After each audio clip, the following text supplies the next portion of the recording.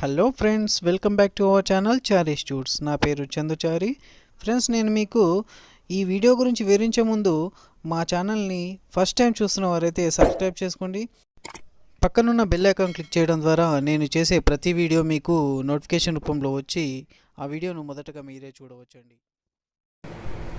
So friends, ఇవాళ మనము తెలంగాణలో రేషన్ కార్డ్స్ ఎవరైతే అప్లై చేశారో వారి ఆధార్ కార్డ్ నంబర్ ద్వారా రేషన్ కార్డ్ నంబర్ అనేది ఎలా తెలుసుకోవాలి అనేది నేను మీకు ఈ వీడియోలో వివరిస్తానండి. సో ముందుగా ఈ రేషన్ కార్డ్ నంబర్ అనేది మనము ఎలా తెలుసుకోవాలి అంటే మన మొబైల్లో కానీ లేదంటే గూగుల్లో నుంచి కానీ మనము తెలుసుకోవచ్చు. సో మన మొబైల్లో ఎలా తెలుసుకోవాలి అంటే దానికి ఒక యాప్ అనేది ఉంటుంది. ఆ యాప్ అనేది మనము గూగుల్ ప్లే స్టోర్ నుంచి డౌన్లోడ్ చేసుకోవాల్సి ఉంటుంది. సో నేను ఇప్పుడు ఇక్కడ గూగుల్ ప్లే స్టోర్ ఓపెన్ చేశాను చూడండి. సో ఇందులో గూగుల్ ప్లే స్టోర్ సెర్చ్ బటన్లో మేరా రేషన్ అని టైప్ చేయండి. చేసిన తర్వాత మనకి ఇక్కడ ఫస్ట్ మేరా రేషన్ అని చెప్పి ఒక యాప్ కనబడుతుంది. సో అది ఇన్స్టాల్ చేసుకొని వాళ్ళు ఉంటే ఇన్స్టాల్ చేసేసుకోండి. సో నేను ఆల్రెడీ ఇన్స్టాల్ చేశాను కాబట్టి నాకు ఓపెన్ అని చూపెడుతుంది. నేను దాన్ని ఇక్కడ ఓపెన్ చేస్తున్నాను చూడండి.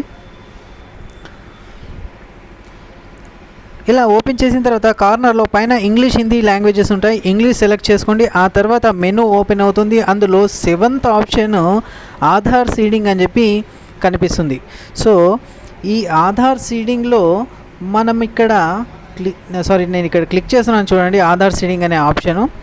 దీని ద్వారా మనము ఆధార్ నెంబర్తో మనము ఈ రేషన్ కార్డ్ నంబర్ అనేది తెలుసుకోవచ్చండి.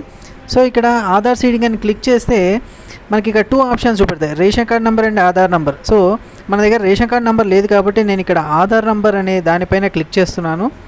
సో నేను ఇక్కడ ఆధార్ నెంబర్ ఎంట్రీ చేస్తున్నాను చూడండి. ఇలా ఎంట్రీ చేసిన తర్వాత సబ్మిట్ బటన్ పైన క్లిక్ చేయండి. నేను ఇక్కడ క్లిక్ చేస్తున్నాను.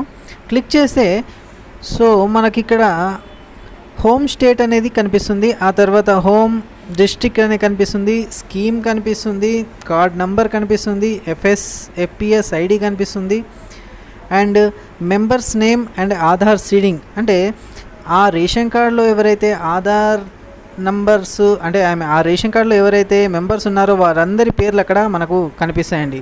సో ఈ విధంగా మనము రేషన్ కార్డ్ నంబరు మరియు ఆధార్ నంబర్ లింక్ అయింది లేదో తెలుసుకోవచ్చు.